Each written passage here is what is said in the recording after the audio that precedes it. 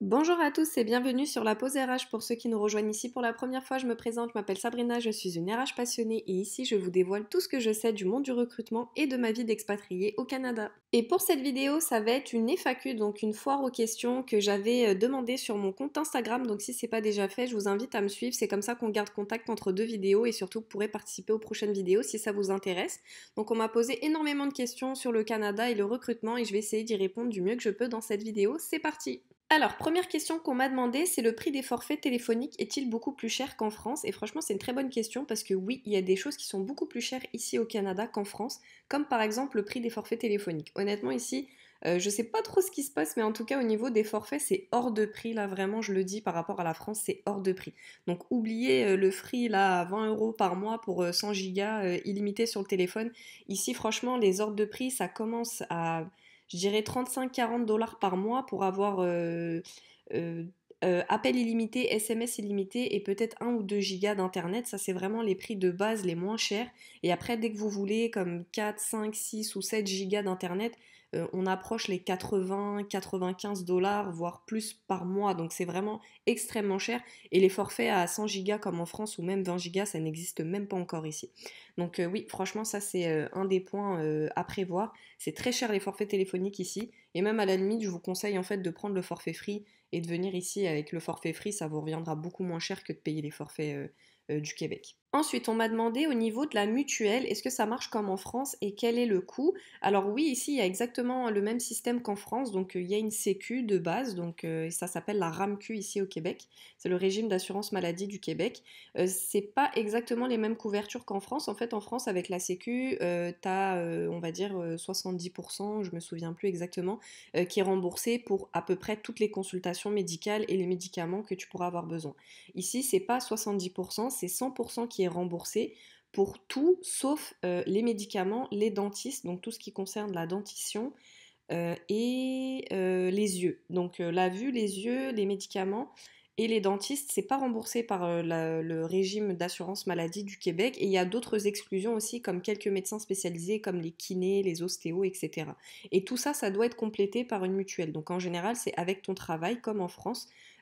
C'est obligatoire de souscrire à la mutuelle, ça s'appelle une complémentaire santé en fait ici avec le travail pour pouvoir justement avoir le remboursement ou une partie du remboursement de tout ce qui n'est pas pris en charge par la RAMQ.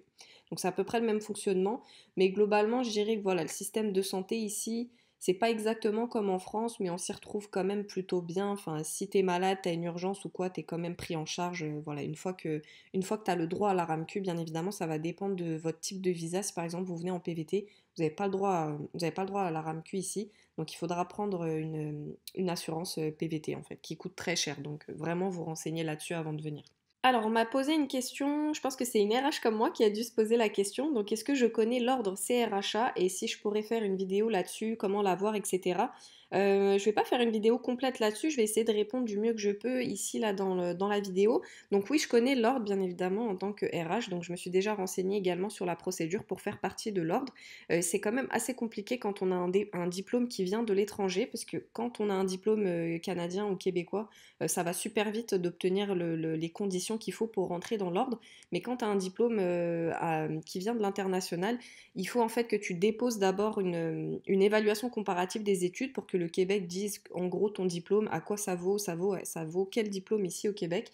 Et ensuite, tu dois repasser comme un examen d'admissibilité pour vérifier si vraiment tes connaissances en RH sont compatibles avec le minimum que l'ordre va demander. Donc c'est quand même une procédure assez longue, assez compliquée et c'est très cher aussi. Faire partie de l'ordre, ça coûte comme quelque chose comme 800 ou 900 $ par an. Donc même une fois que tu es accepté dans l'ordre, il faut payer la cotisation chaque année. Donc c'est quand même assez onéreux, même s'il y a beaucoup d'avantages. Donc après, voilà, il y a des formations qui sont offertes au RH, tu peux faire du réseautage facilement aussi avec des RH. Enfin, c'est quand même, il y a beaucoup d'avantages, mais c'est quand même une procédure complexe et c'est assez coûteux. Donc c'est pour ça que pour l'instant, moi personnellement, je ne l'ai pas encore fait, mais j'y réfléchis fortement. Alors ensuite, on m'a posé beaucoup de questions sur des spécificités en fait liées à l'immigration. Donc par exemple, on m'a demandé le code national professionnel, donc le CNP, chef de projet marketing, comment faire si on décroche un emploi et qu'il n'y a pas d'ambassade dans notre pays au Canada. Beaucoup de questions comme ça sur l'immigration. Je préfère être honnête, comme je réponds souvent dans certains commentaires quand on me demande ce type de choses. Moi, je ne suis pas une professionnelle de l'immigration, je ne suis pas une avocate en immigration, donc j'ai pas envie de vous induire en erreur. Moi, je peux juste vous parler des visas que personnellement j'ai obtenus et du parcours d'immigration par lequel je suis passée. Mais comme je l'ai déjà précisé dans une autre vidéo, ici, les lois de l'immigration, ça change très souvent. Donc, ce qui a été valide pour moi il y a 3 ans quand je suis arrivée ici, c'est pas forcément d'actualité aujourd'hui encore. Donc, je préfère pas vous induire en erreur. Tout ce qui est question d'immigration, honnêtement, je vous invite soit à chercher plus de renseignements sur les sites du gouvernement canadien et québécois, ou de vous adresser directement soit à un organisme qui peut vous aider à venir, ou consulter des avocats en immigration. Parce que vraiment, je suis pas une spécialiste là-dedans et je veux pas donner de mauvaises réponses ou vous faire de faux espoirs. Donc, malheureusement, je pourrais pas répondre à toutes ces questions. Donc ensuite, on m'a demandé, je suis à la recherche d'un CV québécois, est-ce que j'aurais un site à recommander? Donc non, j'ai pas spécialement de site internet à recommander pour trouver le modèle de CV québécois, mais moi, il n'y a pas de problème, je l'ai déjà fait. Là, je vous mets juste en barre d'infos la vidéo où je donnais 10 conseils pour faire un CV canadien québécois. Et après, si vous voulez le modèle, parce que j'avais mis un modèle dans la vidéo, mais c'est vrai qu'il n'est pas sorti très lisible, là, J'étais à mes débuts là sur YouTube, donc j'étais pas forcément une professionnelle de la qualité. Là, je suis en train de m'améliorer, mais c'est vrai qu'il n'était pas très lisible sur la vidéo, mais je l'envoie sans problème par mail. Donc juste me laisser un petit commentaire avec votre adresse mail sous la vidéo et puis moi je vous l'envoie, il n'y a pas de souci. Ensuite, on m'a demandé une personne qui souhaiterait devenir étudiante à Montréal et qui me demandait s'il y avait une grande communauté musulmane à Montréal. Donc honnêtement, oui, il y a quand même une assez grande communauté, je dirais. Puis il y a énormément voilà, de mosquées si tu veux, si tu as besoin de mosquées. Il y a énormément de boucheries, de boucheries halal. Il y a des magasins aussi pour les musulmans. Donc oui, il y a quand même pas mal une belle communauté ici. Donc franchement, si vous, voilà, vous êtes musulman et que vous voulez pas vous sentir tout seul dans votre pratique religieuse, à Montréal, vous n'allez pas vous sentir seul. Il y a quand même, voilà, il y a quand même une petite oumma. Ensuite, on m'a demandé les chances pour un étranger profil junior dans le digital de trouver un emploi au Canada. Faut savoir que tout ce qui est marketing, communication, digital, etc., il y a quand même pas mal de concurrence ici au Québec. En tout cas, il y a beaucoup de profils déjà qui sont sur le sol québécois, donc il y a assez de concurrence. Donc je dirais que oui, il y a des chances dans le sens où il y a des opportunités d'emploi dans ce milieu, ça se développe de plus en plus au Canada. Mais voilà, il y aura de la concurrence avec des profils qui sont déjà ici et qui ont déjà de l'expérience canadienne et des diplômes canadiens. Donc, mais il faut toujours tenter sa chance, hein. Honnêtement, quand on veut venir dans un pays, oui, c'est sûr qu'il faut vérifier les opportunités professionnelles en fonction de sa carrière, mais pas que. Après, faut rester ouvert d'esprit et sachez que vous allez peut-être venir ici, essayer de vous insérer sur le marché du travail avec vos diplômes et vos compétences et finalement vous rendre compte que vous allez avoir de meilleures opportunités dans un autre domaine. Donc vraiment, gardez l'esprit ouvert. C'est pas parce que vous allez venir ici avec tel diplôme, tel métier que c'est forcément là-dedans que vous allez vous épanouir et trouver du boulot. Donc après, s'il y a d'autres opportunités qui se présentent à vous, honnêtement, ne vous privez pas. Franchement, ne vous privez pas. Il y a beaucoup d'avantages à vivre au Canada et des fois, vaut mieux accepter de changer de métier que de se bloquer dans un pays qu'on n'aime pas juste pour garder le métier dans lequel on a étudié. Alors ensuite, on m'a demandé de faire plus de conseils pour postuler sur des postes au Canada ou comment trouver un stage au Canada pour réussir à s'installer ici. Donc les stages, faut savoir comment ça fonctionne, c'est que oui, il y a plusieurs opportunités de stage ici, mais après au niveau du visa, ça marche un petit peu comme le PVT, ça veut dire que il y a des quotas en fait. Enfin, c'est pas un tirage au sort comme le PVT, mais il y a des quotas chaque année pour avoir le visa de stage. Donc c'est voilà, c'est un petit peu vous et votre chance et votre rapidité aussi sur l'année à déposer la demande de visa, mais c'est possible de trouver des stages au Canada, à l'étranger, même si voilà, c'est une procédure quand même assez complexe au niveau des visas. Comme je l'ai dit, je suis pas une spécialiste d'immigration, donc je pourrais pas vous donner plus de conseils sur les visas, mais oui, je pourrais faire plus de vidéos ou refaire une vidéo si vous voulez sur comment faire un CV au Canada ou comment bien postuler au Canada, même si je vous mets en barre d'infos juste ici la vidéo que j'ai déjà faite sur comment postuler au Canada à partir de l'étranger. Je vous invite à la regarder, ça va vous aider si vous êtes dans ce processus-là. Alors, on me demande comment s'est déroulée la suite des événements après l'obtention de mon contrat. Alors, juste pour bien comprendre la question, donc moi je suis pas venue en fait ici avec un permis de travail fermé, c'est-à-dire j'ai pas obtenu un contrat de travail et ensuite je suis venue au Canada. Moi je suis d'abord venue en tant qu'étudiante. Et ensuite, après, j'ai pu me rattacher au PVT de mon mari pour avoir également un permis de travail ouvert. Donc j'ai arrêté l'école et puis j'ai commencé à travailler. Et après, on a rempli toutes les conditions pour faire les demandes de résidence permanente. Donc j'ai toujours un permis ouvert jusqu'à maintenant. Puis on est en attente là de la validation au niveau du fédéral pour l'ARP. C'est comme ça que ça s'est passé, moi, pour pouvoir immigrer au Canada. Donc, j'ai pas eu d'abord un contrat de travail fermé.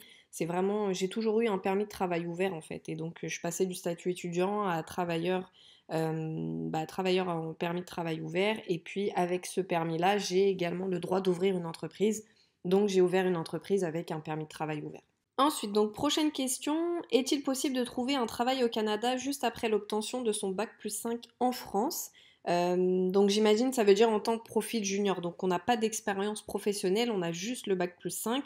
Je pense que ça va vraiment dépendre du domaine et surtout du diplôme et du minimum d'expérience et de compétences que vous avez déjà acquis. Si vous avez juste un bac plus 5 universitaire, que vous n'avez jamais fait de stage, que vous n'avez aucune expérience professionnelle et que vous avez juste un diplôme qui aura pas forcément son équivalence facile ici, en tout cas au Québec, ça peut être assez compliqué, en tout cas de trouver un emploi dans le domaine du bac plus 5. Après, trouver un emploi ici, de façon générale, il y a quand même beaucoup d'opportunités professionnelles, même si c'est en dehors du cadre de vos études. Moi, je m'inquiète pas que si vous venez ici et vous n'allez pas rester au chômage pendant 6 mois, vous allez trouver un emploi, même si c'est juste alimentaire pour dépanner. Après, tout ce qui est question des diplômes, honnêtement, ça va beaucoup s'appuyer sur votre expérience professionnelle. Donc c'est sûr que si vous venez juste avec un diplôme et que vous n'avez pas d'expérience derrière, honnêtement, oui, ça va être un petit peu difficile. Si derrière vous avez quand même un minimum d'expérience, des stages, des compétences que vous pouvez mettre en avant, ça va rassurer un peu l'employeur et lui dire ok, peut-être que je connais pas le diplôme, mais voilà, travailler c'est travailler et on va comprendre que vous avez été capable de faire telle ou telle tâche. Donc ça va être difficile de venir juste avec un diplôme, mais c'est faisable.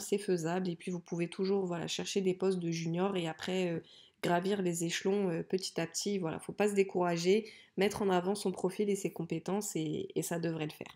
Ensuite, on me demande, est-ce qu'il est facile de venir au Québec après s'être marié avec une personne présente là-bas? Ben, je pense honnêtement que c'est la voie royale, puisque le mariage, oui, c'est sûr que ça vous donne le droit comme au rapatriement familial, là, comme en France. Donc oui, c'est sûr que si vous mariez avec quelqu'un au Québec ou au Canada, vous allez tout de suite avoir vos papiers facilement de résidence permanente.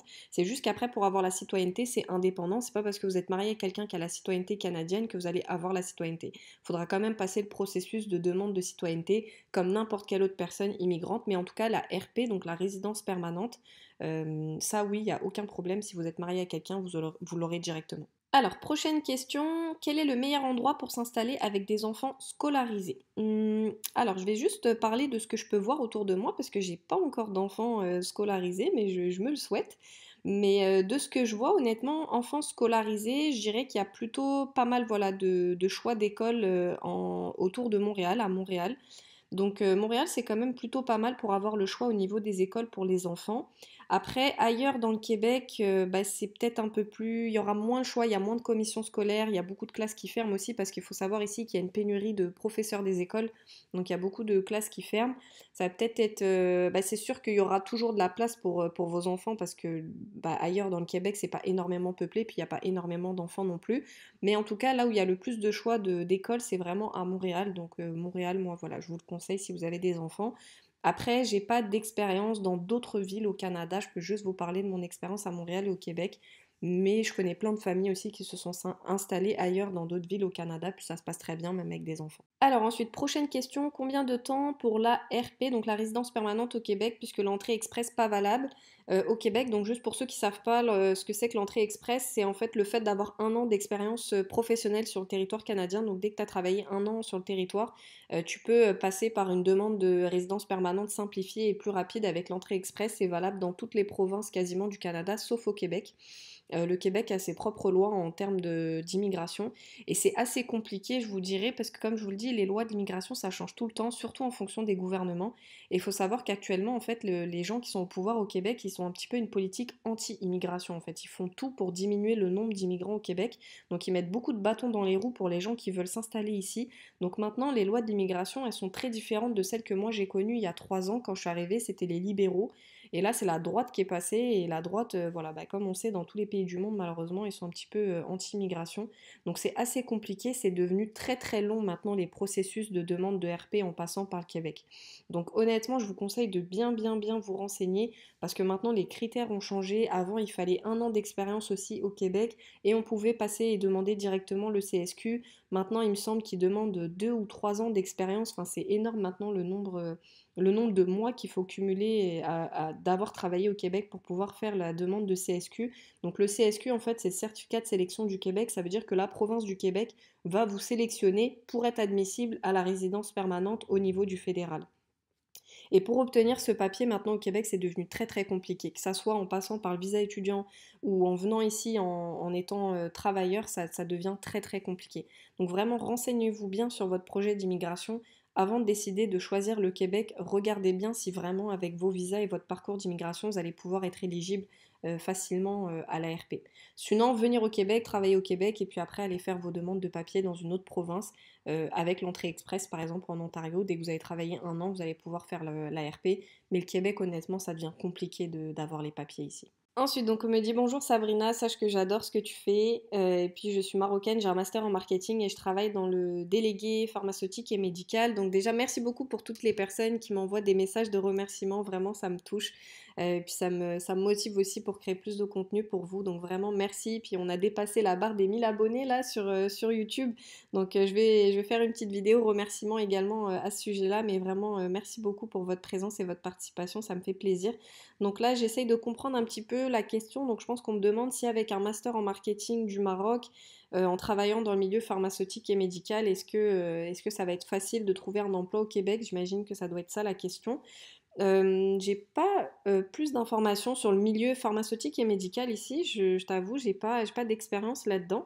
Mais en tout cas, au niveau du marketing, de ce que je sais ici, le marketing, comme je l'avais dit dans une autre vidéo, c'est assez concurrentiel. Ça veut dire qu'il y a énormément d'étudiants en marketing, communication du Québec et du Canada. Il y a beaucoup de concurrence en fait sur le marché de l'emploi actuellement.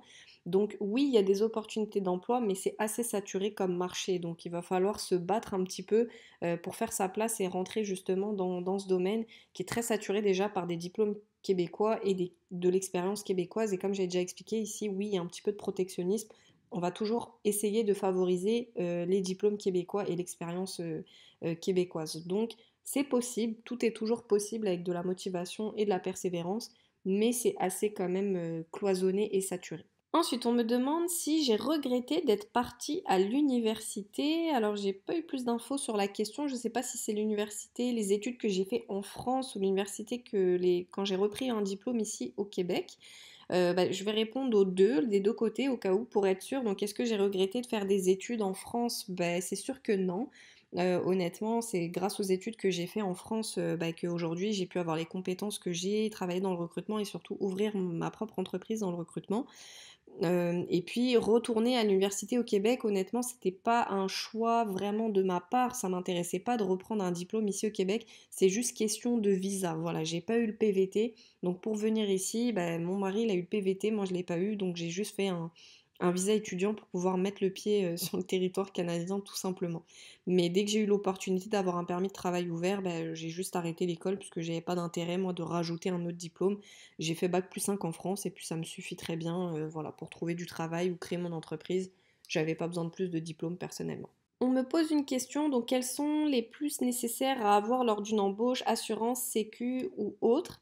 Je suis pas certaine de bien comprendre, mais en tout cas, là, de ce que j'imagine comprendre, c'est peut-être au niveau de la négociation du poste, du salaire. Donc, quand une fois qu'on est embauché, est-ce que voilà, est-ce qu'on a une assurance, est-ce qu'on a une sécu? Donc, ça va dépendre, comme je le disais, du type de visa. Donc, si vous avez un permis de travail fermé, donc vous arrivez avec un contrat directement fait par un employeur qui vous fait vos visas d'immigration pour venir ici, vous allez directement être éligible en fait à la sécu ici au Québec.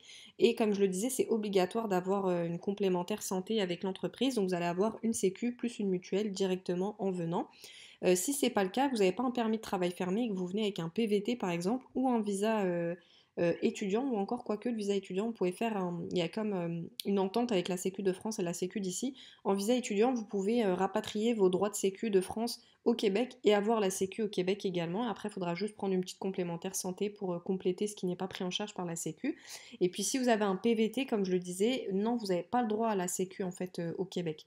Donc il va falloir prendre une assurance PVT en fait, au moins pour prendre en charge au cas où, voilà, si vous avez un accident grave ou quoi, ou si vous avez besoin de rencontrer un médecin, et c'est obligatoire de toute façon d'avoir une assurance. Et ici, il faut savoir, ça coûte très cher les médecins. Si vous n'avez pas d'assurance, c'est hors de prix. Les médecins, c'est pas du tout le 21, je me rappelle pas comment c'est, 21 euros la consultation. Non, ici, les médecins, c'est à base de 150 dollars les 15 minutes la consultation.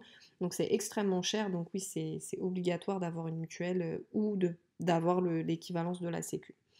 Donc ça, je dirais, si je comprends bien la question, c'est ça. Si j'ai mal compris la question, n'hésitez pas à me la reposer en commentaire ou à me renvoyer un petit message sur Instagram pour que j'y réponde. Ensuite, prochaine question, est-ce facile de trouver du travail dans son secteur au Canada quand on a un diplôme maghrébin? Pareil, ça va dépendre en fait du secteur d'activité. Je te dirais qu'en fait, tous les secteurs d'activité qui sont en pénurie de main-d'œuvre, ça va être extrêmement facile de trouver un emploi parce que les employeurs, ils n'ont pas vraiment le choix en fait. Ils peuvent pas se permettre de faire la fine bouche sur d'où ton diplôme vient parce que il n'y a pas assez d'employés en fait disponibles ici au Québec. Donc ça va être le cas par exemple dans le secteur informatique.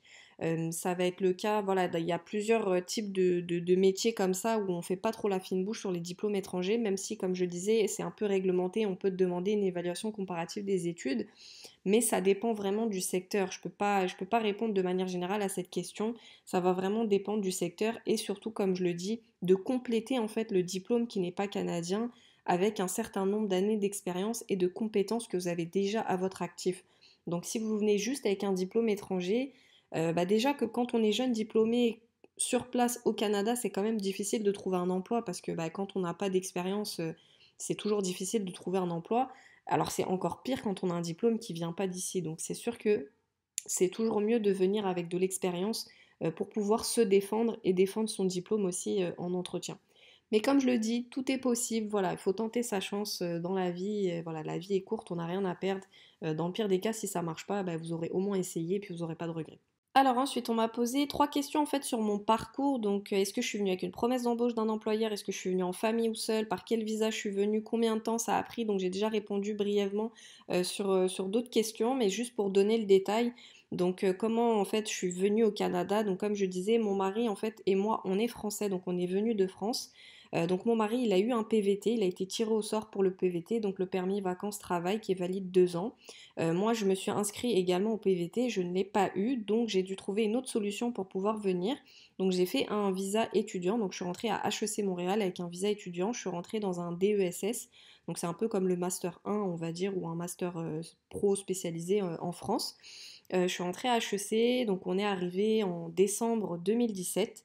Le visa étudiant en tout, pour l'obtenir, le temps de s'inscrire à l'école, etc., et d'obtenir le visa, je dirais que c'est toute une procédure qui m'a pris 4 mois, donc c'est quand même assez long, on claque pas des doigts pour avoir le visa étudiant, il faut s'y prendre à l'avance. Et puis le PVT, c'est toi et ta chance, donc mon mari il a été tiré au sort en 2 semaines, il a eu de la chance. Et après, une fois que tu as le PVT, tu as une année pour venir t'installer sur le territoire. Donc moi j'avais une année pour trouver une solution en fait avec le visa étudiant. Donc ça m'a pris 4 mois pour valider le tout.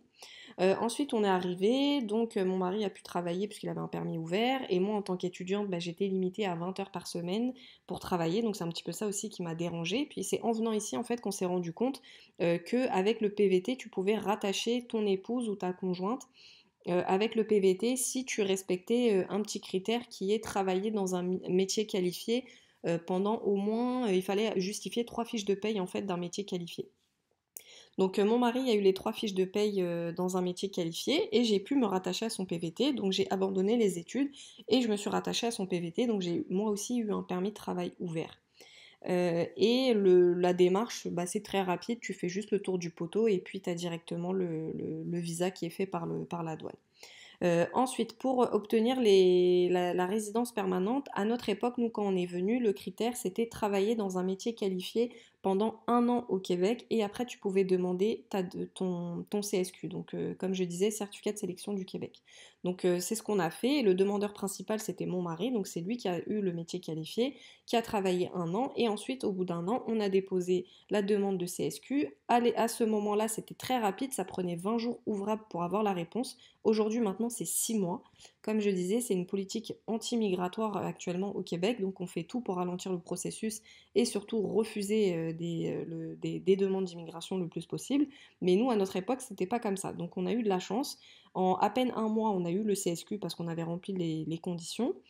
Et ensuite, une fois que tu as le CSQ, bah, tu lances la demande au niveau du fédéral. Donc on a lancé la demande de RP au niveau du fédéral. Les dossiers sont quand même longs, c'est assez long et c'est coûteux, faut prévoir, hein, voilà, faire les papiers. Pareil, les prix changent chaque année. Mais nous, je pense que pour nous deux, on en a eu pour plus de 2000 $ de frais pour déposer les demandes de résidence principale. Donc c'est vraiment très très cher, il faut prévoir ce coût-là dans votre immigration. Et au niveau du délai pour la résidence permanente au fédéral, c'est très très long. Nous, on a déposé le dossier depuis 1 an et demi déjà. Et en moyenne, là, pour nous, notre période, on était à plus de 2 ans d'attente et chaque année, ça augmente. Donc si vous arrivez cette année, bah, c'est fort possible qu'il y ait encore plus que 2 ans d'attente pour avoir la réponse du fédéral. Donc vraiment, c'est très très long comme procédure quand tu viens à partir du Québec. C'est pour ça que je vous dis qu'en ce moment, vraiment, réfléchissez bien si oui ou non c'est stratégique de venir à partir du Québec ou si c'est pas plus stratégique d'aller dans une autre province. Puisque à une époque, c'était voilà avantageux le Québec, mais là, pour l'instant, honnêtement, je vous dis la vérité, c'est pas la meilleure province pour obtenir les visas d'immigration. Donc vraiment, réfléchissez bien si le Québec, ça vaut la peine pour votre projet ou pas. Parce que les délais sont longs et puis ça coûte très cher. Alors ensuite, prochaine question, puis j'aime bien cette question. Donc, est-ce que c'est plus avantageux d'ouvrir sa boîte ici, donc j'imagine en France, et partir au Canada et ensuite se déclarer en freelance là-bas, ou bien être en freelance directement au Canada. Donc, faut savoir que ici, en fait, au Canada, il y a une politique qui est favorable pour les entrepreneurs. On fait tout en fait ici pour favoriser l'entrepreneuriat et ouvrir des entreprises parce que ça représente, surtout au Québec, en fait les PME, c'est les entreprises qui créent le plus d'opportunités d'emploi et qui créent le plus d'emplois au Québec. Donc le gouvernement fait tout pour favoriser l'entrepreneuriat ici.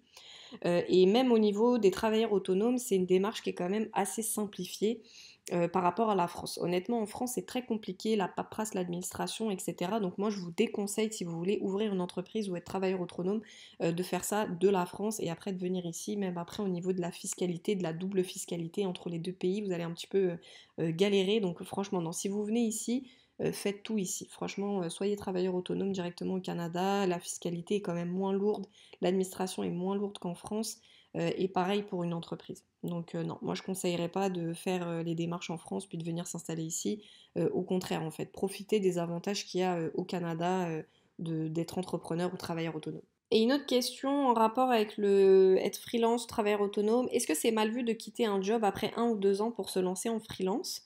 Bah, est-ce que c'est mal vu? Après, voilà, on est toujours libre dans la vie, on fait ce qu'on veut, puis surtout si après tu veux te lancer en étant freelance, j'ai envie de te dire, tu vas pas trop t'occuper de l'opinion des employeurs, hein. Si tu as pris 1 ou 2 ans d'expérience et que ça te suffit après pour lancer ton projet, bah, tu fais ce que tu veux. Moi, je pense que le seul conseil que je pourrais donner sur ça, c'est de toujours être honnête et transparent. Ça veut dire qu'il faut juste pas, en fait, mettre un couteau dans le dos, on va dire, à l'employeur. Ça veut dire juste le prévenir, en fait, de ton projet et voilà, lui expliquer pourquoi tu démissionnes, pourquoi tu pars, etc. Donc, à partir du moment où tu es transparent et honnête, non, il n'y a pas de raison que ça soit mal vu de quitter un emploi pour poursuivre un rêve ou un autre projet professionnel. Il faut juste faire les choses bien et proprement et rester en bon terme avec son employeur actuel, c'est tout. Ensuite, donc on me demande la fiscalité au Québec. Alors, la fiscalité au Québec, je vais juste pour bien comprendre la question. Donc en fait, il y a on va dire deux parties. On va dire il y a le côté impôt, est-ce que ça coûte cher? Et le côté, on va dire simplicité au niveau de la paperasse, est-ce que c'est facile de s'occuper de la fiscalité au Québec? Donc au niveau du taux d'imposition, c'est quand même beaucoup moins élevé qu'en France. Ça n'a rien à voir. De toute façon, la France, c'est un des pays où on paye le plus d'impôts au monde. Le Québec, ça va. C'est mais le Québec, ça reste la province où tu payes le plus d'impôts par rapport au Canada. mais c'est quand même beaucoup moins qu'en France, hein. Honnêtement, il y a même des taxes au Québec il y a des taxes en France, pardon, qui n'existent même pas au Québec. Donc c'est plutôt pas mal au niveau de la fiscalité. Et après, en termes de paperasse, ici, je te dirais que personne ne se casse trop la tête, tout le monde paye un comptable chaque année, puis le comptable, il sait très bien faire son travail, et il peut même te faire économiser beaucoup d'impôts à l'année. Donc nous, c'est ce qu'on fait. On a une comptable super sympa qu'on paye 60 $ pour qu'elle fasse nos déclarations d'impôts. Et à chaque fois, elle fait tellement bien les choses qu'au lieu de payer des impôts, on a même un retour d'impôts, parce qu'ici, c'est directement le prélèvement à la source. Comme la France, ils sont en train de faire, bah ici, ça a toujours existé. Donc en fait, à la fin de l'année, on va juste calculer est-ce qu'on t'a prélevé trop d'argent ou pas assez. Donc si on t'a pas assez prélevé d'argent, tu vas devoir payer le complément. Et puis si on t'a prélevé trop d'argent, eh ben on te rembourse, tout simplement. Ensuite, alors, est-ce qu'il y a des aides pour les résidents permanents concernant les formations, les études, etc.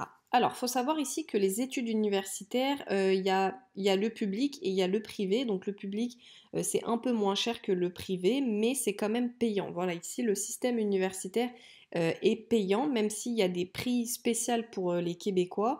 Et il y a également cet accès aux Français. Donc, si tu es française, tu peux avoir accès au prix spécial québécois. Mais quand tu es étranger ou même canadien et que tu veux venir faire des études au Québec, ça coûte très cher. Honnêtement, ça coûte très très cher. Quand tu es résident permanent, c'est ça la question, bah, tu es considéré comme québécois. Donc, non, tu n'as pas, si tu as la résidence permanente à partir du Québec, tu es considéré comme québécois, donc tu auras accès aux tarifs préférentiels des Québécois. Donc en moyenne, je te dirais, pour un étranger, l'année universitaire, ça peut coûter facile jusqu'à 15 000 à 16 000 $ l'année. Et puis quand tu es québécois, c'est beaucoup moins, c'est 4 ou 5 000 $ l'année. Mais c'est quand même payant. Et après, est-ce qu'il y a des aides je pourrais pas vraiment dire à 100%, mais j'ai pas entendu parler de ça. Honnêtement, je pense pas que le gouvernement donne des subventions ou des aides, des prestations sociales pour t'aider à payer tes études. Il y a juste le tarif préférentiel en fait pour les Québécois qui est 3 fois moins cher que le tarif pour les étrangers. Ensuite, prochaine question, organismes qui aident les nouveaux arrivants à se former et à s'installer au Canada. Alors oui, à Montréal, il y a énormément d'organismes et d'associations qui sont là pour aider les nouveaux arrivants à s'installer, à se former, à trouver un emploi à la hauteur de leurs compétences. Il y en a plein, plein, plein. Ça serait long de faire une liste. Est-ce que je pourrais peut-être faire une vidéo sur ce sujet et faire une recherche là de mon côté sur tous les organismes qui pourraient vous aider. C'est une bonne idée de vidéo, je vais penser à ça, puis je créerai une vidéo en fait sur toutes les portes auxquelles il faut frapper quand on vient de s'installer au Canada. Je pense que c'est une bonne idée de vidéo, je pourrais faire ça prochainement, mais oui, il y a énormément d'organismes qui aident les nouveaux arrivants. Alors ensuite, y a-t-il une période favorable dans l'année pour s'installer au Canada, donc au niveau du travail, du logement, etc. Donc oui, moi je dirais qu'il y a une période favorable. Donc déjà la première chose, je vous déconseille d'arriver en plein hiver comme mon mari et moi. Là honnêtement, déjà juste le choc thermique, ça a été difficile quand on est sorti de l'aéroport. C'était tempête de neige et il faisait -22. Donc nous c'est la première fois qu'on ressentait un -22. Je peux vous dire, je suis sortie 5 minutes dehors avec ma valise, j'ai refait demi-tour tout de suite, hein.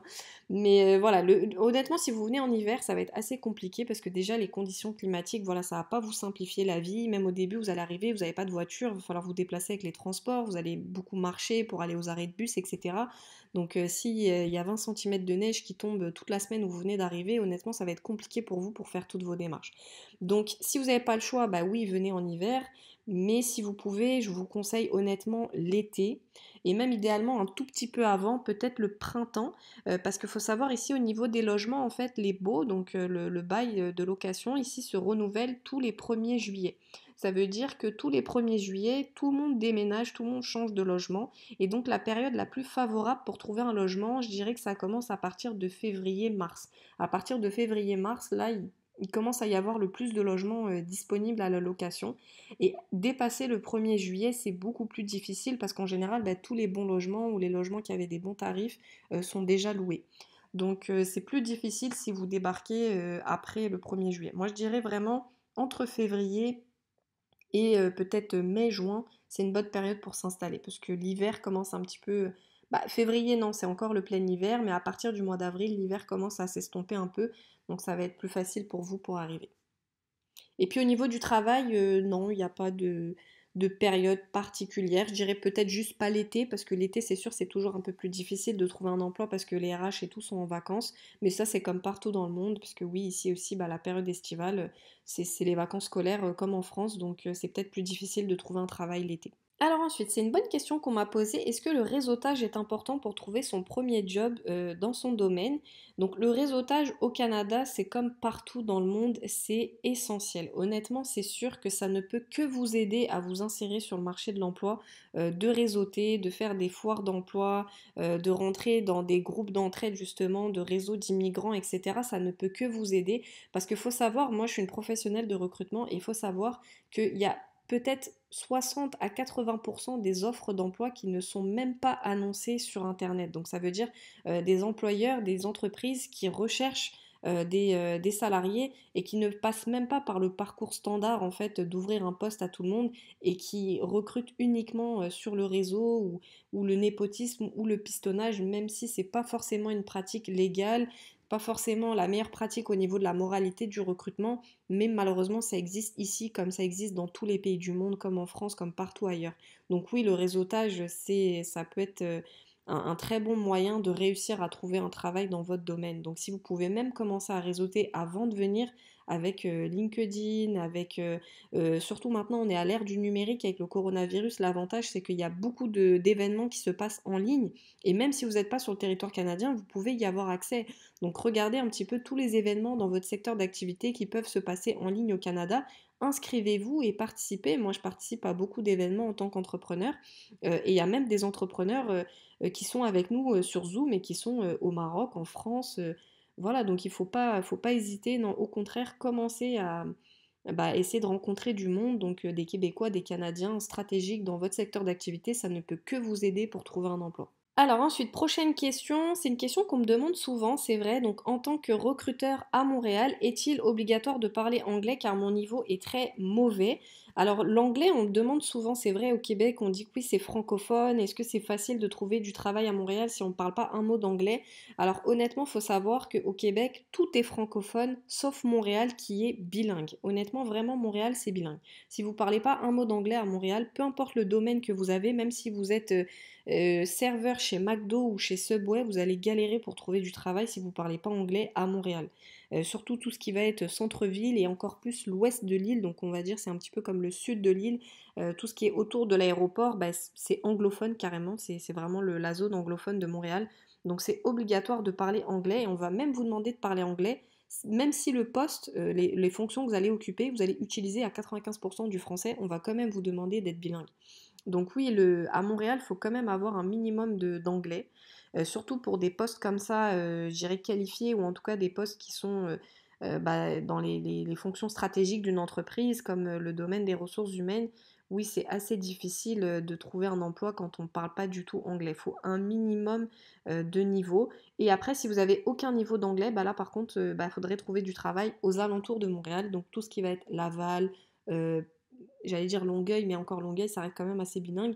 Mais je veux dire la rive nord de Montréal, Laval, Blainville, Saint-Jérôme, Mirabel, toutes ces entreprises qui sont dans la rive nord de Montréal, là c'est plus francophone. Là en général, on va rarement vous demander de parler anglais, c'est plus francophone, sauf des secteurs très spécifiques comme l'aéronautique. L'aéronautique, là on va vous demander de parler anglais, ou d'autres secteurs d'activité qui sont très connectés, qui font beaucoup d'affaires avec les États-Unis, parce qu'il y a beaucoup d'entreprises ici qui sont aussi internationales avec les États-Unis, donc on vous demande d'être bilingue. Donc voilà, je vais pas vous mentir, vous vendre du rêve et vous dire que non, au Québec, on parle que français et tant que tu parles français, tu vas trouver un emploi. C'est sûr que déjà parler français, c'est obligatoire à partir du moment où déjà vous n'avez même pas un niveau de français, sans être méchante, mais ça va être quasiment mort pour vous pour trouver un emploi. Même les anglophones, ils ont beaucoup de difficultés à trouver un emploi, même à Montréal, parce que vraiment Montréal, c'est bilingue. Il ne faut pas être juste anglophone ou francophone. Il faut vraiment essayer de maîtriser le plus possible les deux langues. Donc voilà, pour pas vendre du rêve, je dis la vérité, si vous n'avez pas un bon niveau d'anglais, bah, commencez dès maintenant à essayer de progresser, regardez des séries en anglais, essayez de vous former un minimum. Voilà, parce qu'on va pas forcément vous demander le meilleur niveau d'anglais possible, mais au moins un minimum. Alors ensuite, on me demande comment trouver ou reconnaître des recruteurs qui cherchent des candidats à l'extérieur du Canada. Honnêtement, c'est très difficile de répondre à cette question, puisque moi-même en tant que recruteur, je l'avoue que je connais des recruteurs qui des fois pour certains postes peuvent être ouverts à chercher à l'étranger, mais c'est pas forcément indiqué sur leur profil LinkedIn ou c'est pas quelque chose qui est forcément communiqué dans le processus de recrutement parce que ça coûte cher de faire venir des gens de l'extérieur. Donc c'est sûr que si les employeurs ils peuvent trouver des gens qui sont déjà sur place, et ben ils vont prendre des gens qui sont déjà sur place. Donc c'est pas forcément quelque chose sur lequel ils vont beaucoup communiquer, sauf si c'est vraiment un secteur d'activité en pénurie totale de main-d'œuvre, où là, bah, clairement, on n'a pas le choix que d'aller chercher des candidats à l'extérieur parce qu'il n'y a pas de main-d'œuvre sur le territoire. Et ça, je dirais que c'est vraiment des niches très spécialisées. Il y a quelques agences de recrutement qui sont spécialisées là-dedans aussi et qui font même des campagnes de recrutement directement dans d'autres pays à l'extérieur pour vous faire venir au Canada. Mais c'est des métiers très spécialisés comme soudeur, voilà, il y a des métiers spécifiques comme ça, des fois des chauffeurs, comme je disais, pénurie de professeurs des écoles, donc il y a beaucoup de campagnes aussi pour faire venir des professeurs des écoles de l'étranger. Mais après, les reconnaître sur Internet, honnêtement, je sais pas si j'aurais des astuces à vous donner. Le mieux, en fait, pour aller trouver des employeurs, c'est en fait, de regarder un petit peu dans vos pays toutes les foires d'emploi où c'est des employeurs canadiens qui viennent directement recruter dans votre pays. Il y en a plusieurs, il y en a en France. Donc vraiment vous intéresser à ce type d'événement-là, c'est là que vous allez trouver les employeurs qui recherchent des gens à partir de l'extérieur. Alors, donc on arrive bientôt à la fin, c'est les dernières questions. Donc, j'aimerais demander si c'est possible d'immigrer en étant étudiant et de travailler pour payer ses études. Alors oui, c'est possible. Quand on a un visa étudiant, il est possible de travailler, mais c'est limité à 20 heures par semaine. Donc en fait, vous ne pouvez pas travailler plus que 20 heures par semaine. Et après, il faut voir en fait en fonction de dans quel quartier vous allez vous installer, quel mode de vie vous choisissez, est-ce que vous vivez seul dans l'appartement, en colocation, etc. Ça va dépendre un petit peu en fait de vos dépenses mensuelles.